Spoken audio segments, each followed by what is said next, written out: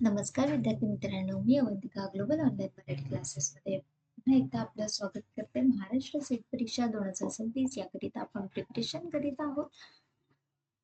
कम्युनिकेशनचा आपला जो टॉपिक आहे तो अभ्यासून झालेला आहे. आजचा जो सेशन आहे, जो क्लास आहे, त्यावर आपण कम्युनिकेशन यावर आधारित काही इम्पॉर्टन्स क्वेश्चन्स बघणार आहोत. सो आपला पहिला प्रश्न आहे, which communication theory introduced us to the question of noise? मराठीत प्रश्न बघूया. कोणता संवाद सिद्धांत आपल्याला नॉईज या प्रश्नाची ओळख करून देतो? ऑप्शन दिलेले आहेत. Option A Schramm model, option B Lasswell model, option C Shannon model, option D Gerbner cultivation theory. मराठीत आहे Schramm Schramm model, Lasswell model, Shannon model की गर्डनरची cultivation theory. So correct answer जे आहे ते आपलं शॅनन मॉडेल. शॅनन मॉडेलनी 1948 मध्ये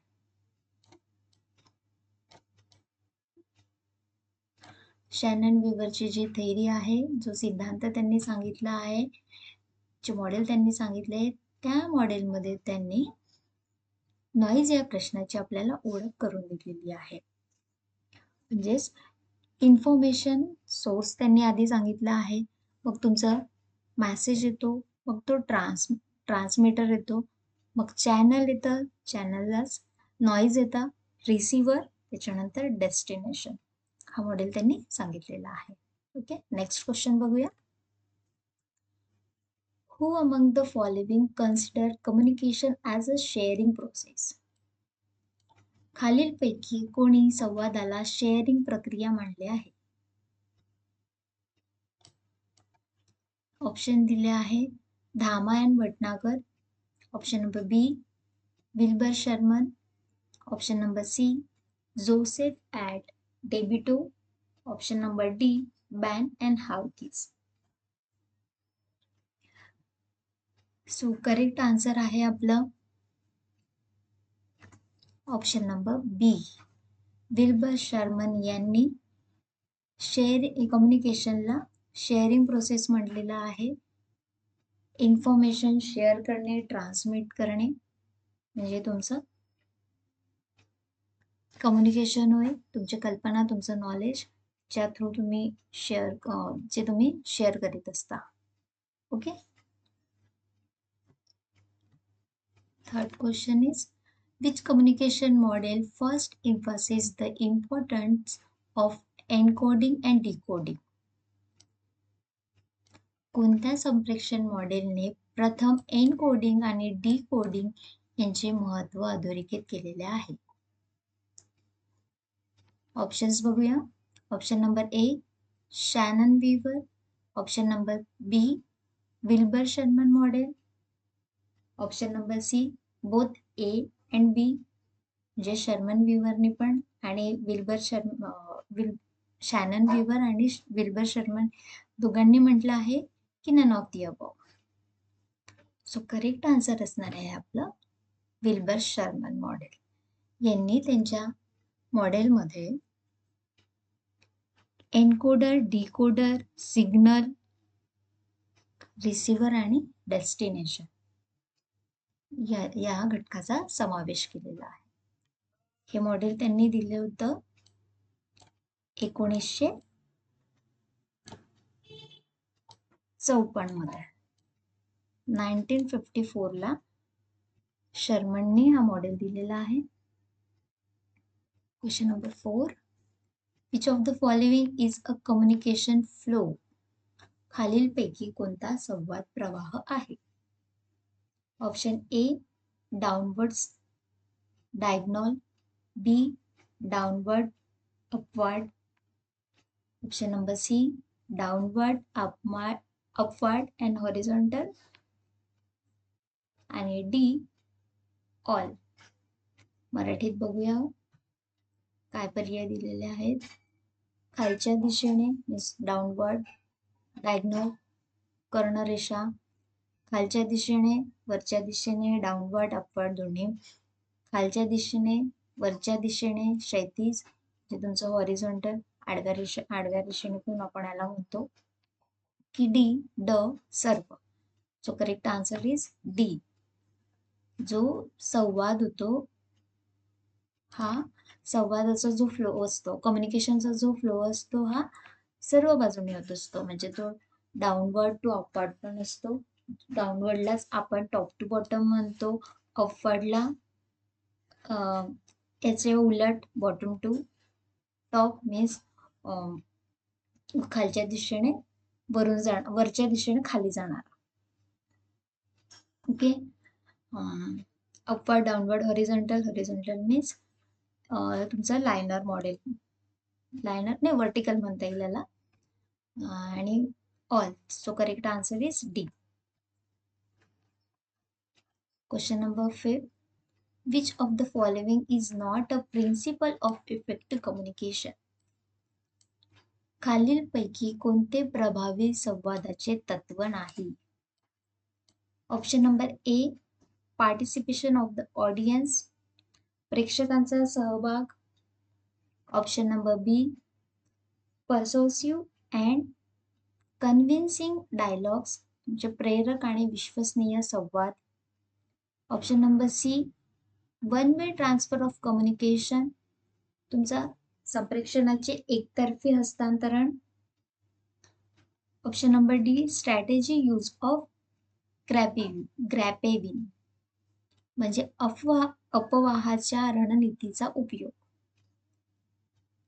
आपल्याला यातलं नॉट म्हटलं आहे, not effective, not a principle of effective communication, कोणते प्रभावी संवादाचे तत्व नाही. सो याचा करेक्ट आन्सर आहे option number C, one way transfer of communication. एकतर्फी जे कम्युनिकेशन असतं, जो फक्त एकटा व्यक्ती बोलत असतो आणि बाकीचे ऐकत असतात, तर हे इफेक्टिव्ह कम्युनिकेशनचा इफेक्टिव्ह कम्युनिकेशन याला म्हणता येणार नाही. जे इफेक्टिव्ह कम्युनिकेशन ते असतं जे दोन व्यक्तीमधील किंवा समूहामध्ये एकमेकांना प्रत्युत्तर देत असतात, रिस्पॉन्स देत असतात, ते म्हणजे तुमचं इफेक्टिव्ह कम्युनिकेशन.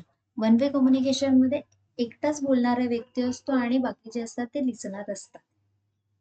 तर म्हणून हे प्रभावी संप्रेषण असू शकत नाही. 6 काय आहे क्वेश्चन बघू. The process of flow of information from the generator to the user is. उत्पादकाकडून वापरकर्त्याकडे माहितीच्या प्रवाहाची प्रक्रिया फिलिंग द ब्लँक्स आहे. Option number A, information transfer, माहिती हस्तांतरित आहे. इन्फॉर्मेशन सर्च, माहितीचा शोध.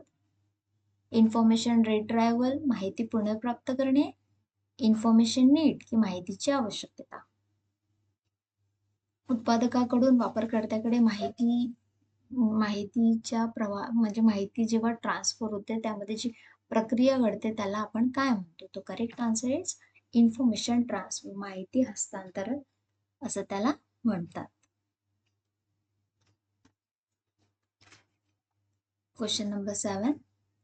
Not a feature of informal communication. Informal कम्युनिकेशनचे आपल्याला वैशिष्ट्ये खालीलपैकी कोणते नाहीये हे सांगायचं आहे.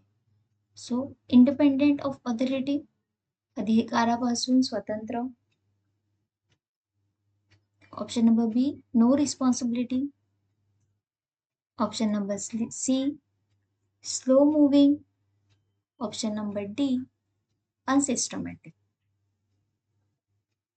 सो इन्फॉर्मल मराठीत बघूया. अधिकारापासून स्वतंत्र मीन्स इंडिपेंडेन्स ऑफ ऑथॉरिटी, कोणतीही जबाबदारी नाही आहे, रिस्पॉन्सिबिलिटी नाही आहे त्यांच्याकडे कुठली. मंदगतीने चालणारे मीन्स स्लो मुव्हिंग आहे का.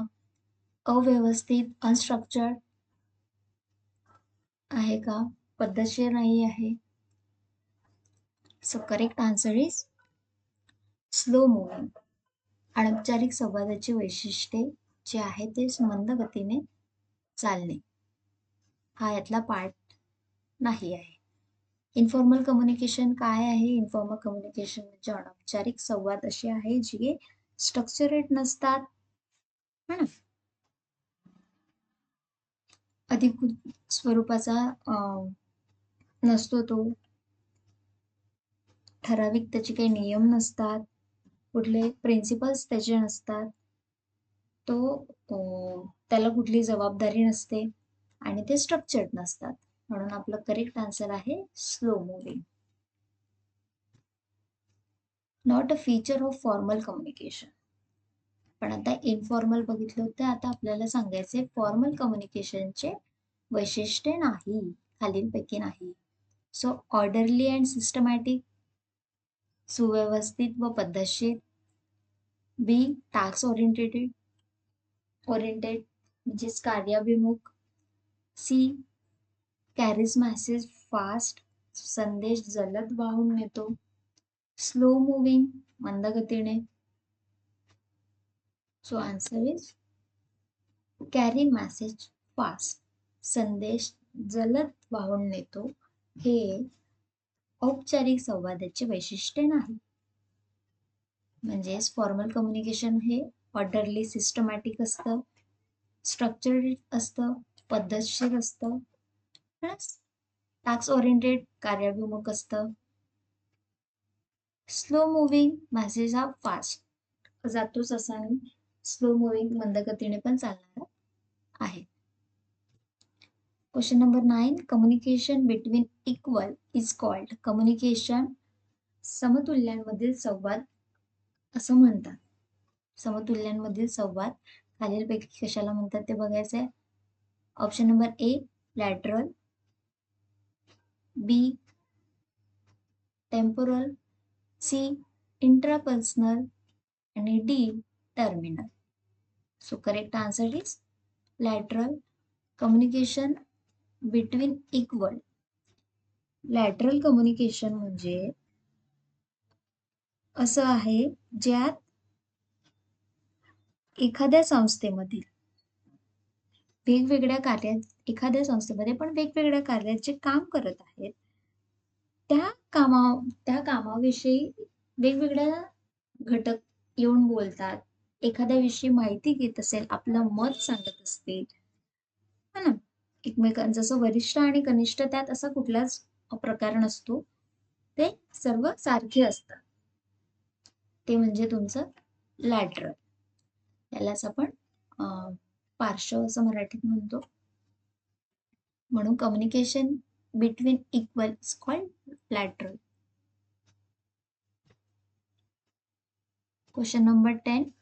Routine information flow through.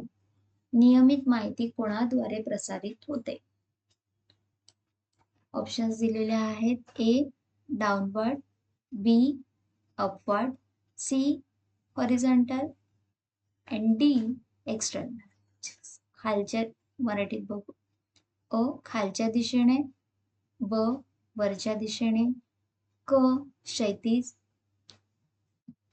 ड बाह्य.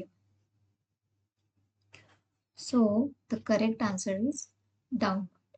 डाउनवर्ड कम्युनिकेशनलाच आपण काय म्हणतो दुसरं जर सांगायला गेलं तर टॉप टू बॉटम. हे जे कम्युनिकेशन असतं ते काय असतं? टॉप टू बॉटम असतं. म्हणजेच वरून खालच्या दिशेने येणारं, फ्रॉम सुपेरियर टू सबऑर्डिनेट. जसं एखादा व्यवस्थापक आहे, व्यवस्थापकाकडून कर्मचाऱ्यांना काही सूचना दिल्या जातात, कर्मचाऱ्यांना सूचना देतो म्हणजे जो तुमचं वरिष्ठ आहे तो कनिष्ठला ऑर्डर देतो, आदेश देतो. Okay, so it's a last question. जर तुम्हाला क्लास आवडला असेल, हे इम्पॉर्टंट क्वेश्चन आहेत, क्लास आवडला असेल तर नक्की त्याला शेअर करा आणि लाईक करा. यातले कुठले पण प्रश्न तुम्हाला परीक्षेत नक्कीच विचारले जातील. सो याचं तुम्ही प्रॅक्टिसही करू शकता. Thank you.